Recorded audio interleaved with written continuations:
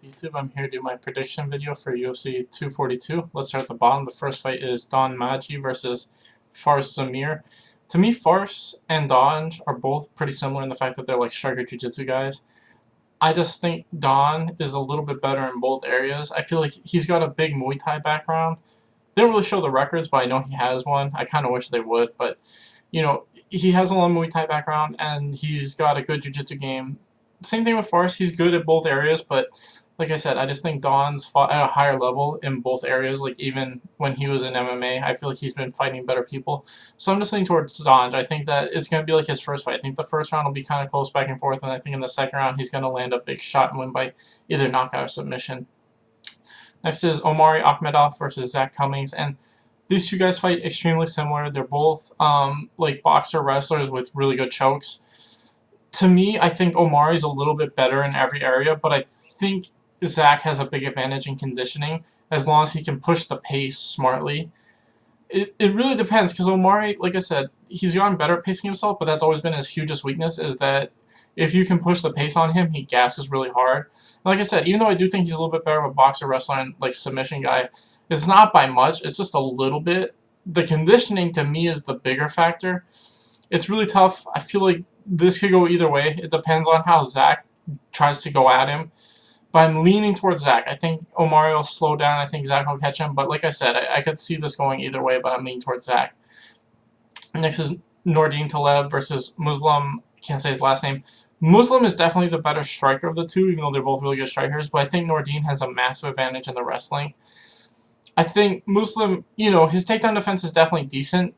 But the problem is if he can get into the ground, he's not great at getting back up.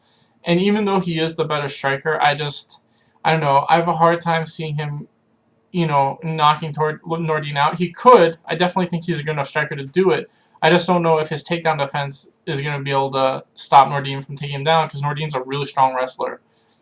This is another close one because I feel like if it's on the feet, Muslim can catch him probably at any point in time. I do think he's the much better striker, but I just think Nordine's wrestling is going to give him the advantage in the close situations and just edge him every round. So I got Nordine Taleb winning a 30-27 decision.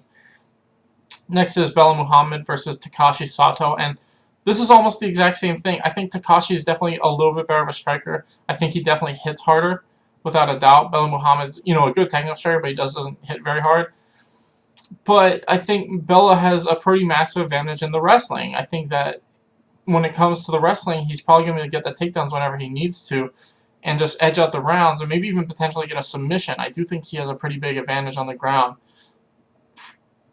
Like I said, if it stays on the feet, I could see Sato catching him at any point in time. I think he's the better striker and he hits harder, but I just think in any of those moments, just like with the last fight, I think Muhammad will get the takedowns when he needs to and probably just edge out every round and win a 30-27 decision.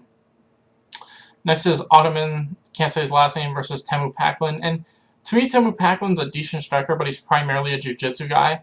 And to me, Ottoman, even though I've never seen him fight, he's 10-0, and I think all of his wins are by knockout except for one. I think he has like one or two submission wins. He's a really, really good striker. He's, you know, mainly been fighting in Europe, so I don't know how great he is with his grappling. You know, it's hard to tell with guys from Europe. Sometimes they're great, sometimes they're not. All I know is he's 10-0, and most of his wins have come by knockout, and Temu's 2 losses have come by knockout. He's 8-2. He's like 1-2 in the UFC. Like I said, I don't know how good Omar's takedown defense is, or Ottoman, but if it's at least halfway decent, he can keep this on the feet, I think he's going to win by knockout. So I'm leaning towards Ottoman. I think he's got a huge advantage in the striking, and I think he catches him in the first. Next is Leanne, can't say her last name, versus Sarah Morris. And to me, I think Leanne's just a little bit better overall everywhere. They're both primarily jiu-jitsu chicks, but, you know, Sasha Morris is like 5-5, and Leanne is like 8-2. They're both high-level jiu-jitsu chicks. But like I said, I just think Leanne is just a little bit better everywhere, so I'm leaning towards her. I think she'll probably win by decision. Next is Zabar Tukhmagov versus Leon Murphy, and to me, Murphy is a good striker. He's 5-0. Before those wins were against shitty dudes with like significantly more losses than wins, and his one decision win was against his only decent opponent who's like 8-3. So it's like, I really don't know how good Murphy is. You know, he's a good striker, I know that, but it's like, when you're fighting scrubs, it's not that hard to look good. As where Zabari, I feel like, he's 3-1 in the UFC, and his one loss is a close split decision loss to that top 10 featherweight, the Brazilian dude who the Korean Zombie just knocked out. Other than that one really close loss, he's looked great in all of his fights. He was 3-0 before that. I think his record was like 15-3, something like that when he came in the UFC, so he's like 18-4 overall. He's really a striker, really good takedown defense, and I think that if he needed to hit takedowns, he probably could. I just think he's the better fighter overall, and he's been fighting a higher level of competition, obviously, for a lot longer. So I'm going with Zabari. I think he wins a 30-27 decision. Just outstrikes him by a little bit every round. Next is Joanne Calderwood versus Adriana Lee, and this is a close one. I feel like Joanne's a little bit better of a wrestler. I think Adriana's a little bit better on the ground overall. Striking-wise, it's pretty close. I think Calderwood's a little bit better with her boxing, and Adriana's a little bit better with her kicks. I do think this is just going to be a fight of coming down to who's better on that night. But I'm leaning slightly towards Joanne. I think that she'll be able to get the takedowns when she needs to, and I think she'll be able to stuff Adriana's takedowns. And I think those will just slightly edge out her the rounds. Joanne's been in a lot of really close decisions that I don't think she's lost, and I have this weird feeling that this is going to be another fight like that where it's a close decision, but realistically she's probably going to win it 2-1. But I have a feeling she's going to get fucked with a decision for some reason. Yeah, I see this fight being really close, but I do think Joanne's going to win 2 of the 3 rounds.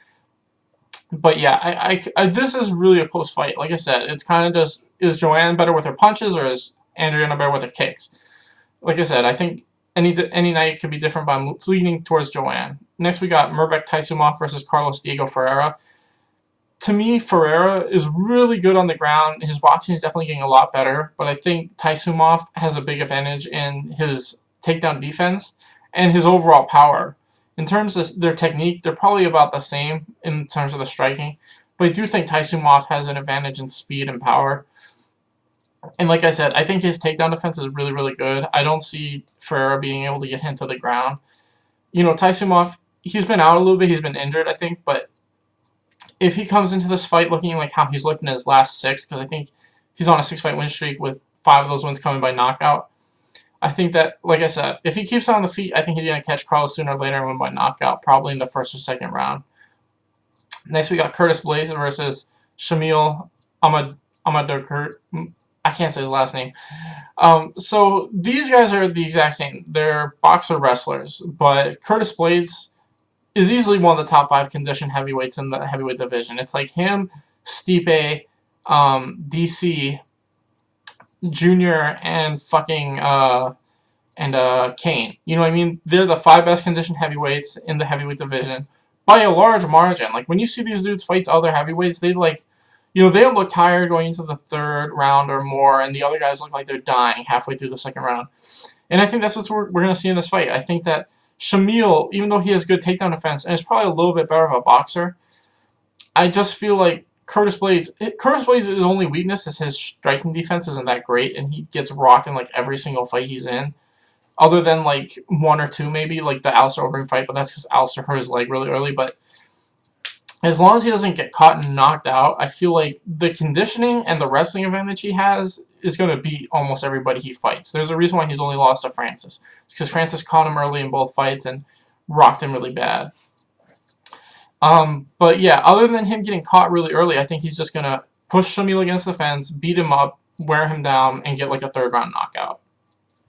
Next is Islam Makhachev versus Davi Ramos, and this is tough because when you get these Sambo guys versus Jiu-Jitsu guys, I feel like it's about who can keep the pace in the scrambles. And so far, Islam has not shown any, I mean this in, I'm kind of mixing up my words. He can keep a very high pace on the ground. He can consistently move, and he does not kind of sit there. He's a lot like Khabib, where he can keep this nonstop pressure and nonstop movement on the ground, and he tends to outpace people on the ground. Davi Ramos, if he's not in the down position, I feel like he is not super active on the ground when he's defensive, because he has lost decisions before, and it's because he was on his back, and it's because he's not as active off his back as if he were on top. I think Islam's got the advantage in the wrestling, and I think that he's going to edge out every round because he's going to be more active in the scrambles and shit like that. I think their striking is about even. Davi probably hits harder, but I don't think there's a massive advantage in either direction. I think this is going to be mainly grappling, and I think Islam's going to be on top most of it. And he's just going to be outpacing Dobby, and I think he's just going to win a 30-27 decision. Next, we got Edson Barboza versus Paul Felder, and I don't know why people think Paul Felder is such a huge favorite in this fight. I mean, I know Barboza hasn't been on this huge win streak in a while. He's like 1-3 in his last 4, but when you look at who he fought, it's like fucking Kevin Lee, Khabib, and Gaethje, and then his win was over the Australian dude. And the Australian dude was a great striker in his own right, and he outstruck the crap out of him. I feel like we've already seen this fight, and Barboza was just the much faster guy. I think their striking technique's about even, their striking power is about even, but Barboza's got a big speed advantage, and I don't think that's changed since the first fight. Neither of these guys are really great wrestlers. They have decent takedowns, but they're not great wrestlers, you know what I mean? And I just see this fight going exactly the same way. I think we'll see some great hits back and forth. They'll both land decent hits back and forth. But I think Barboza's speed advantage is just going to edge him all 3 rounds, and I think he's going to win a 30-27 decision. Next is Khabib versus Dustin Poirier, and to me, I feel like this is basically Poirier, his only chances on the feet. He's got good boxing. He can definitely catch Khabib, but I feel like we've already seen Khabib has beaten guys like Dustin already. He's beaten Al. He's beaten Conor. And I feel like those 2 guys had great takedown defense, and Dustin Poirier has good takedown defense too, but Eddie was able to consistently get into the ground in that second fight. I feel like they stood him up because he was throwing those fucking stupid elbows, but other than that, when he fought Eddie was able to get it to the ground pretty consistently. I feel like Khabib can do the same shit, except for he's going to fuck him up way more on the ground. I feel like other than Dustin catching him really early and knocking him out, I think Khabib's just going to do what he did to Conor and what he did to Al. I think he's just going to consistently take him to the ground and beat him up. And like I said, we've already seen that Dustin can get taken down and controlled when he's on the bottom. So I absolutely think that if Eddie could do that, Khabib can do that. And I think this is going to be just like Khabib's, like every fight Khabib's ever had. I think he's going to take him down, beat him up, and eventually get a finish probably in the 4th or 5th. Anyway, thanks for watching, guys. Please like and subscribe.